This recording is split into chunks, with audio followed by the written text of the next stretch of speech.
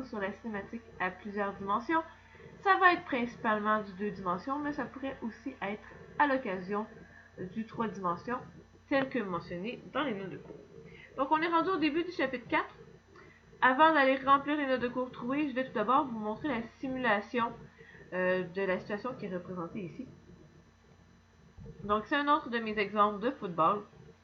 Et on regarde le ballon qui se déplace à la fois en X et en Y. Donc on peut regarder les courbes ici, ou on peut regarder le mouvement du ballon. Si vous voulez vous représenter un jeu de football, on aurait le quarterback qui recule, se déplace pour trouver une ouverture, fait sa passe, attraper, on se déplace un petit peu, et finalement, on a un touchdown.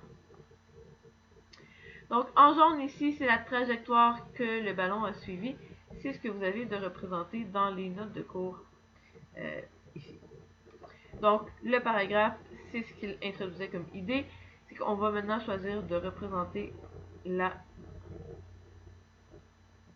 trajectoire de l'objet avec le graphique de Y en fonction de X, mais le temps ne sera pas représenté.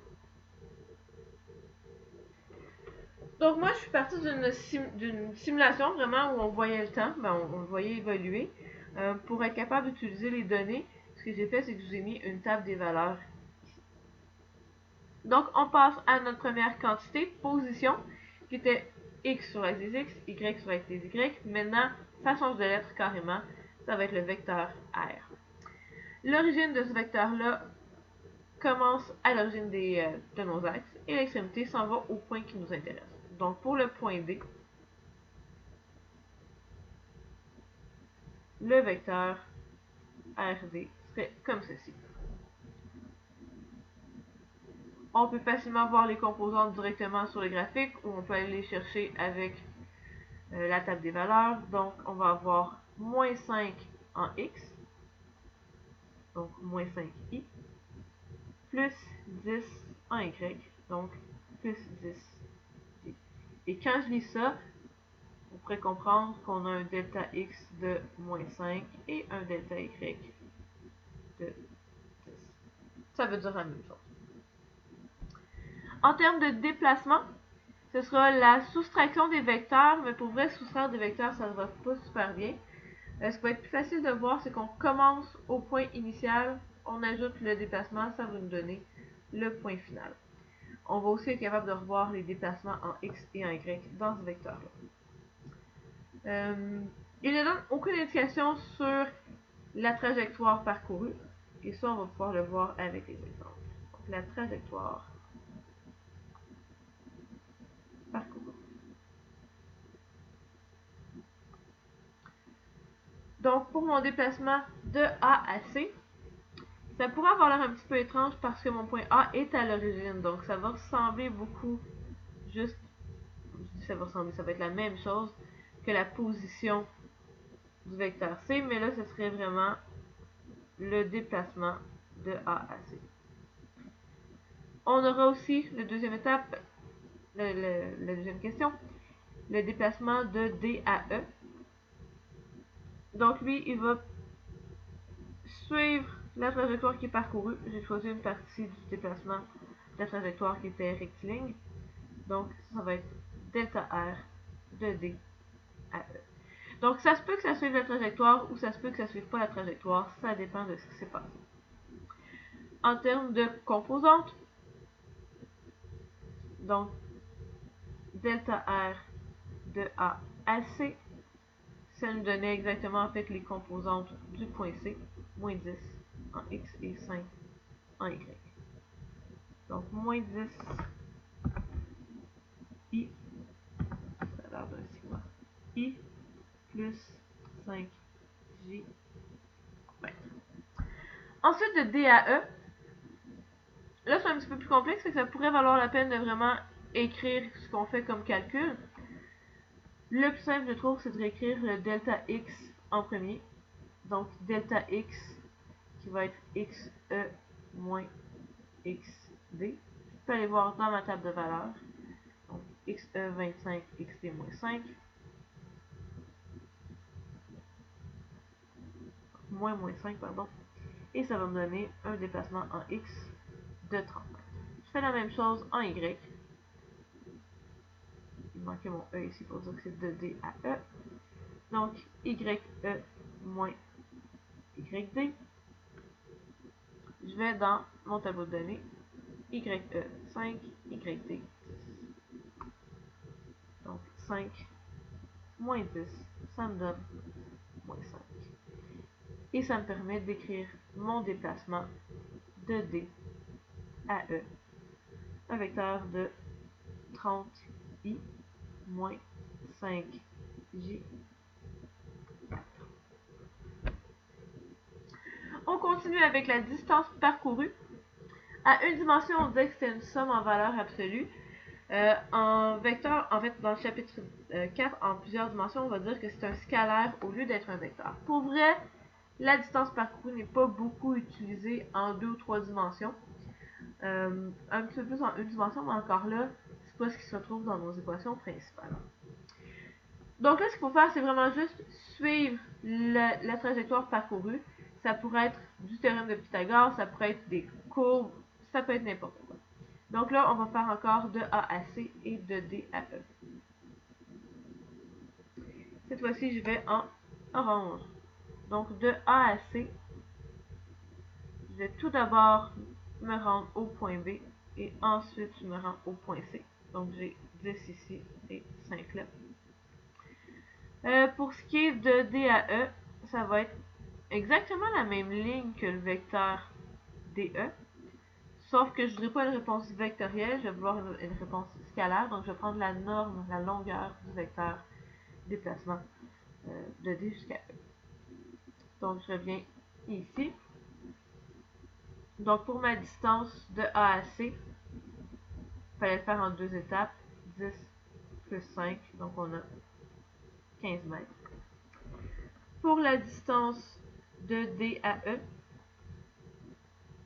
vu que c'était la norme du vecteur qu'on veut, en fait, on va la trouver avec Pythagore. Et le vecteur mesurait 30 d'un côté et 5 pour l'autre composante. Et ça va nous donner une norme de 30,4 mètres. On continue ensuite avec les vitesses. Donc, on commence avec la vitesse moyenne, qui sera le déplacement divisé par l'intervalle de temps. Donc, bien entendu, ça va être dans la même direction que le déplacement sur le graphique de Y en fonction de X. Par contre, si je m'en viens ici, ok, je peux prendre mon déplacement, mon vecteur comme ça, je peux prendre mon déplacement de A à C sans problème, mais j'ai rien pour exprimer le fait que j'ai un certain intervalle de temps entre différents points qui fait que la longueur veut rien dire. Il n'y a pas d'échelle de temps sur mon graphique, donc la longueur du vecteur veut rien dire. Est-ce que je devrais faire une très grande vitesse, une très petite vitesse? On ne peut pas le voir sur ce graphique-ci. Donc c'était la longueur du vecteur ici.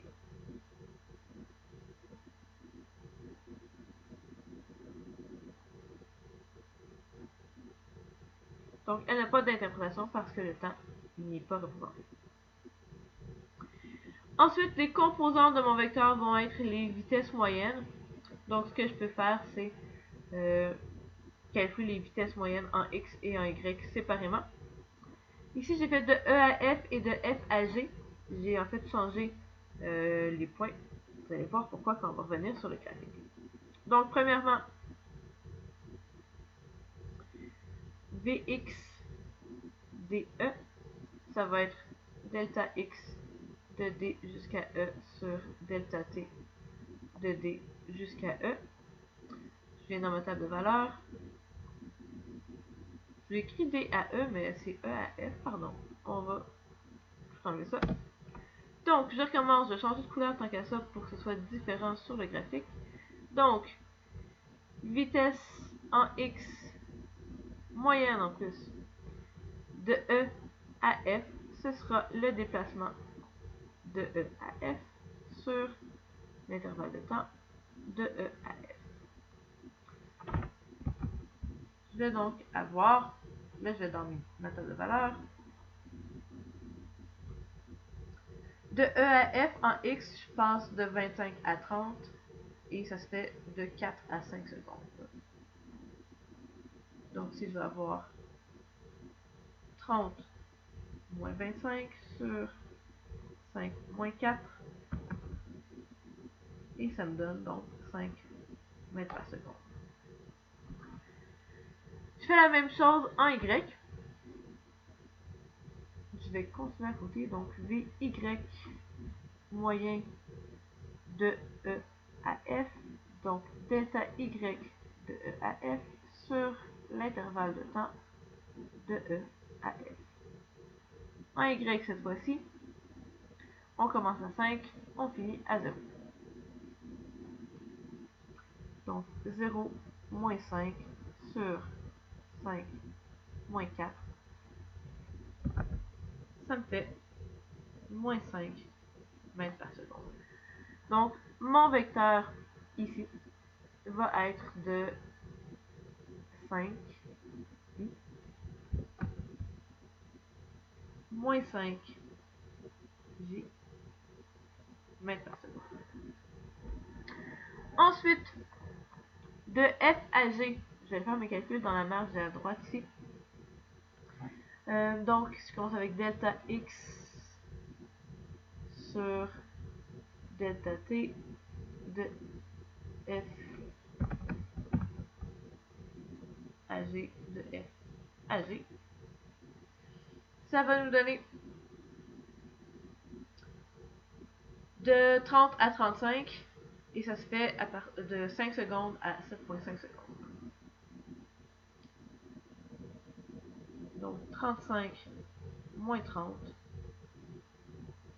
7,5, 5 et ça va me donner 2 mètres par seconde. Je fais la même chose en Y, donc delta Y de F à G sur delta T de F à G. En Y cette fois-ci, c'est le même intervalle de temps, mais ça va être de 0 à moins 5. Donc, moins 5, moins 0 sur 7,5, moins 5, et ça va me donner moins 2 mètres par seconde. Donc, ici, 2i moins 2j mètres par seconde. Même si la longueur du vecteur ne se représente pas, je vais quand même aller vous montrer qu'est-ce qu'on pourrait faire sur le graphique. Donc ma vitesse moyenne va aller de E jusqu'à F, donc dans la direction du déplacement, mais sa grandeur, je vais juste donner n'importe quoi. Donc ce serait ma vitesse moyenne de E à F. De F à G, vous pouvez voir qu'on a exactement le même déplacement, j'ai fait exprès. Par contre, on a vu que ça donnait des vecteurs, des composantes plus petites, parce que j'avais pas le même intervalle de temps. Donc, pour vous montrer que pour le même déplacement, même le même trajet, la même trajectoire, si je peux ne pas avoir le même intervalle de temps, et là, mon vecteur va être différent. Donc, lui serait un petit peu plus petit. V moyen de F à G. On continue avec la vitesse instantanée. La vitesse instantanée va être plus utilisée et on va pouvoir la représenter un petit peu en étant tangente. Elle est tangente à la trajectoire.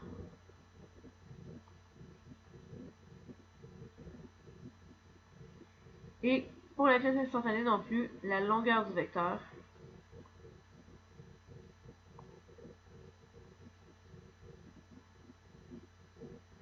donc la grandeur de la vitesse instantanée ne peut pas se représenter sur le graphique de la trajectoire parce que le temps n'est pas là. Par contre, on va pouvoir dessiner quelque chose de tangent à la trajectoire. Puis souvent, ça va être intéressant de mettre la vitesse à certains instants dans des petits schémas rapides que vous allez vous faire pour vous aider avec vos lignes. Donc, pour la vitesse instantanée entre C et D sur le graphique et à F sur le graphique. Donc, entre C et D, quelque part, je peux mettre une vitesse instantanée juste tangente à la courbe, n'importe où. Le but, c'est que vous dessinez quelque chose de tangent. Donc, une vitesse instantanée à ce point-ci. pour l'autre, c'était AF. Donc, AF, pour essayer de tangente, je vais trouver finalement d'aller directement vers le bas.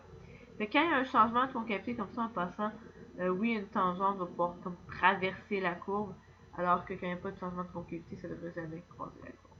Mais ici aussi, donc, la vitesse instantanée au point F. Vu que je n'avais pas de formule en fonction du temps, ici, on ne peut pas faire de calcul de vitesse instantanée. Donc, je vous la montre seulement sur le graphique. Vitesse scalaire moyenne. Aucune différence par rapport au concept en une dimension. C'est-à-dire qu'on prend la distance parcourue, qui est rendue un scalaire, même en 2D. On divise par l'intervalle de temps et ça correspond encore à l'idée de vitesse moyenne de la vie de tous les jours. Donc, on avait calculé des distances, 15 mètres, 30,4 mètres. On va juste utiliser les intervalles de temps pour trouver nos vitesses scalaires. Donc, de A à C, notre déplacement était de 15 et le temps, ça se fait en 1,5 secondes.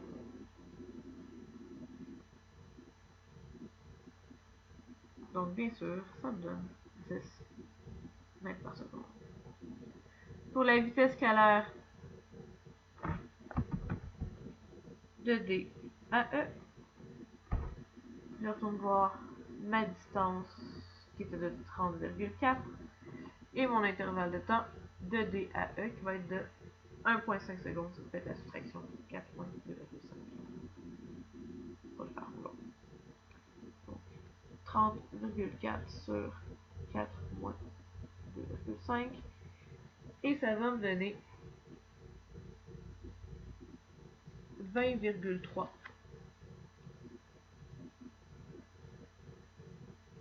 mètres par seconde. Il nous reste des accélérations à aller voir. On ne pourra pas faire de calcul des accélérations parce qu'on n'a pas assez d'informations sur comment la vitesse changeait ou la position changeait en fonction du temps. Par contre, on pourra aller regarder rapidement à quoi ça va ressembler sur l'écran. Donc, l'accélération moyenne est encore définie à partir de la variation de vitesse instantanée. Les composantes en X et en Y sont ce qu'on a déjà appris à calculer avec le chapitre 3. Visuellement, elle est presque impossible à représenter sur le graphique. S'il y a eu un changement d'accélération sur l'intervalle de temps, je ne pourrais vraiment pas dire l'accélération moyenne devrait être vers où, à moins d'avoir fait le calcul au complet, puis rendu là, c'est pas si pertinent d'aller se valider avec le graphique. L'accélération instantanée, par contre, bien sûr, les composantes en X et en Y sont aussi des accélérations instantanées telles que calculées dans le chapitre 3. Mais elle va pointer vaguement vers le centre de courbure de la trajectoire.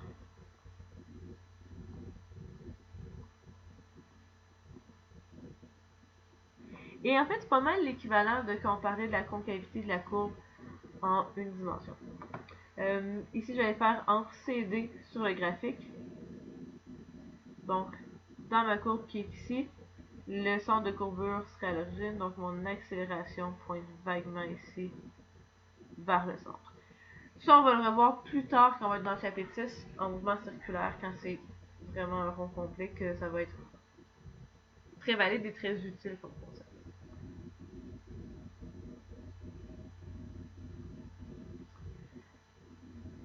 Donc, vous aurez remarqué qu'on fait le travail vraiment séparément en composantes.